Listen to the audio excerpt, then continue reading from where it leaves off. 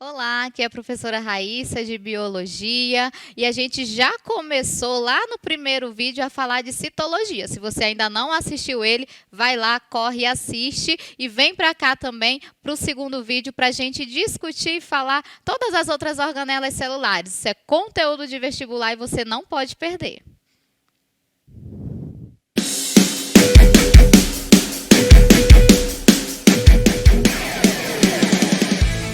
Oi, hoje a gente vai continuar aqui todo o conteúdo de citologia, aquelas organelas que ficaram faltando, agora a gente vai falar delas. Vamos começar pela mitocôndria, isso mesmo, justamente aquela organela que muitas das vezes você encontra lá na tua questão, em questões diferentes, ela pode vir, né, lá na questão de genética, ela pode vir lá na questão de bioenergética, por quê? Porque é uma organela muito importante para você. Desempenha um papel na produção de energia. Então, coloca aí na tua anotação, produção de energia. Raíssa, mas eu conheço essa energia com outro nome. Então, a gente vai anotar aqui também que o nome vai ser ATP. Raíssa, o que é esse ATP? Eu nunca ouvi falar. ATP significa adenosina trifosfato. É a moeda energética que você utiliza lá no teu corpo no processo de respiração celular. Então, a mitocôndria está envolvida nesse processo, então ela vai produzir energia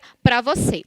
Outra coisa que a gente pode colocar aqui para as mitocôndrias é que a mitocôndria, lá no teu ensino médio, isso aqui é conteúdo de vestibular, ela tem origem materna, já foi questão inclusive até de Enem, tá certo? Origem materna. Então, as mitocôndrias que você tem, você herdou de quem? Você herdou da sua mãe. Não significa que o seu pai não tenha, não significa que os homens não têm, só significa que eles não conseguem passar adiante. Raíssa, mas por que eu não recebo mitocôndrias do meu pai? Vamos analisar. No momento da fecundação, existe o gameta feminino e o gameta masculino. Quem é o gameta masculino? Responde aí para mim. Justamente, o espermatozoide. Qual é a parte do espermatozoide que precisa de mais energia? O flagelo, que é a parte final e precisa se locomover. Então, Raíssa, faz sentido que as mitocôndrias elas estejam mais próximas do flagelo do espermatozoide. Faz sentido, e é justamente isso que acontece. No momento da fecundação, esse flagelo ele é descartado, ele é deixado de lado. E com ele, as mitocôndrias paternas. Então, por isso, você herda apenas mitocôndria da sua mãe, tá certo? Anote isso daí, que é um diferencial para vocês. Outra coisa que a gente pode colocar é que a mitocôndria, ela tem ali, ó, a endossimbiose. O que é a endossimbiose, Raíssa? A endossimbiose é uma teoria de origem da vida. Antigamente aí se acreditava, na verdade, hoje ainda se acredita que as mitocôndrias, junto com os cloroplastos, poderiam ser organismos primitivos ali, procariontes primitivos, semelhante ao que hoje nós chamamos de bactérias. Essa é a teoria da endossimbiose. Na mitocôndria você encontra, vamos colocar aqui, ó, DNA. Então, se eu pergunto para você o seguinte, Raíssa, onde eu posso encontrar DNA fora do meu núcleo? Você encontra DNA na tua mitocôndria. Existe um DNA mitocondrial, tá certo? Recebido de quem? Justamente, recebido da sua mãe, tá bom? Outra organela que a gente pode falar são os lisossomos, muito cobrado em questão de vestibular. Os lisossomos, eles fazem um processo, anota aí, de digestão, vamos colocar, ó, digestão celular. Então, o processo de digestão que a tua célula vai fazer, imagina aí que algo vai entrar na tua célula e você precisa digerir. Todo esse processo ele vai acontecer através dos lisossomos. Existem dois tipos de digestão que você vai anotar. Uma digestão que a gente denomina de heterofágica. Vamos colocar aqui, ó. Digestão heterofágica. E uma digestão que ela vai ser autofágica, tá certo? Raíssa, o que significa isso? Gosto muito de falar para todos os meus alunos que o português ajuda qualquer disciplina, tá certo? Então, foca também ali no português. O que significa hétero para a gente? Hétero significa algo diferente. O que significa auto? Auto significa algo em você próprio. Então, heterofagia é uma digestão de algo diferente. Algo que veio de fora da minha célula para dentro. E a autofagia em você mesmo. Então, é a digestão de algo que já está dentro da célula. Mas, Raíssa, para mim isso não faz muito sentido. Como é que o meu lisossomo vai digerir algo que já está dentro da minha célula? Como é que o meu lisossomo vai chegar aqui e digerir um pedaço do meu retículo endoplasmático liso?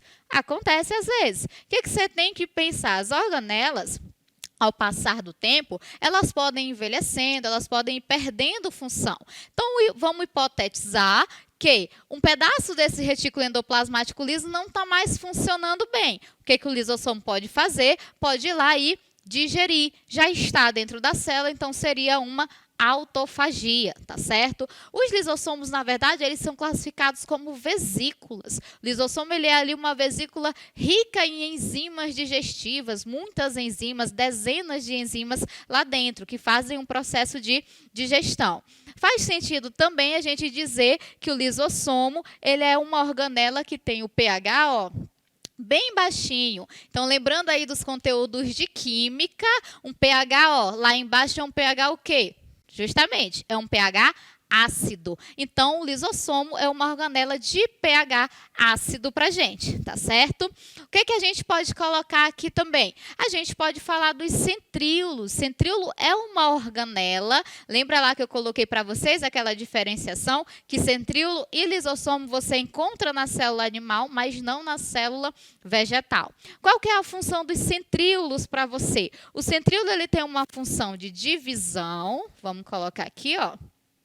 Divisão celular. Na verdade, ele auxilia toda a divisão celular. Ele vai ali auxiliar os teus cromossomos a se manterem lá no meio da tua célula, no processo de divisão, ou até mesmo a separar ali o que a gente denomina de cromátides nos teus cromossomos, tá certo? Então, ele vai auxiliar todo esse processo de divisão celular para você.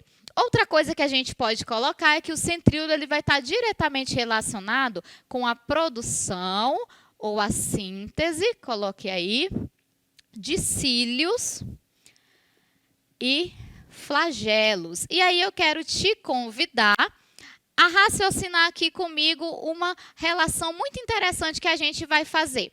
Raíssa, se essa pessoa do sexo masculino, ela tem ali uma deficiência nos seus centríolos, ela pode ter um problema lá na sua reprodução?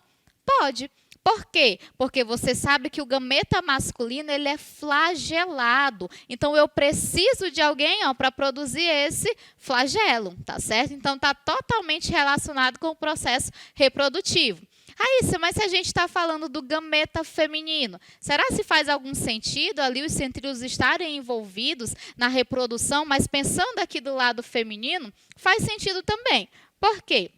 A gente tem que imaginar que o gameta feminino, o ovócito, ele não fica estático, ele não fica parado. Então, chega um determinado momento em que ele vai ali, ó, percorrer as tubas uterinas femininas. E ele vai percorrer bem devagarzinho através dos cílios, que fazem ali um processo de transporte, né, levando esse gameta feminino para mais próximo do gameta masculino. Então, está totalmente relacionado com o processo reprodutivo, tá certo? Depois a gente pode colocar aqui os peroxissomos. Talvez você vai pensar aí, Raíssa, essa organela aí eu não conheço muito bem. Geralmente os peroxissomos ali é uma organela que a gente deixa meio esquecida, mas é super importante para você. Por quê? Porque ele faz a transformação, vamos colocar aqui, ó, do peróxido de hidrogênio em dois compostos que você, ó, necessita. Água e oxigênio. Então, esse peróxido de hidrogênio, conhecido como água oxigenada, não é legal para a tua célula. Você não vai querer essa substância lá dentro. Então, o que você faz? O peroxissomo vai lá e transforma esse peróxido de hidrogênio em duas substâncias que você precisa. Você precisa de água e você precisa de oxigênio. Raíssa, como que ele vai fazer isso? Através de uma enzima denominada, vamos colocar aqui, ó, de catalase, tá certo? Catalase, anote isso daí que é questão de vestibular para você. A catalase que vai promover aí todo esse processo de transformação do peróxido de hidrogênio em água e oxigênio, tá certo? Vamos falar aqui também, coloquei bem aqui do ladinho para vocês, os ribossomos, tá bom? Esses ribossomos, você já sabe aí que não é organela, é o que a gente denomina hoje de um organoide, tá certo? Lembra que oide na biologia significa algo ali que não é verdadeiro, algo que pode ser falso. Então, os ribossomos, ele tem uma função de síntese de proteína. Olhou o ribossomo lá na tua questão? Síntese de proteína, tá certo? Vamos colocar aqui, síntese proteica, tá? Para a gente não esquecer. Síntese proteica. Os ribossomos, eles podem ser encontrados em todos os organismos vivos que você imaginar. Então, todos os reinos aí que nós conhecemos, né? Protista, reino fungi, reino monera, reino plant e reino animalia, você encontra os ribossomos, tá? Mas não esquece, não como organela, como um organoide, tá bom? Outro que a gente pode colocar aqui, já diferenciando, tá bom? Para você, lá na célula vegetal, eu destaquei aqui para ti o cloroplasto. Raíssa, eu já ouvi falar bastante do cloroplasto. Qual que é a função dele? Pensa aí. Quando a gente fala de planta, o que você imagina? Qual é a primeira coisa que você pensa? Faz um exercício aí de pensamento comigo.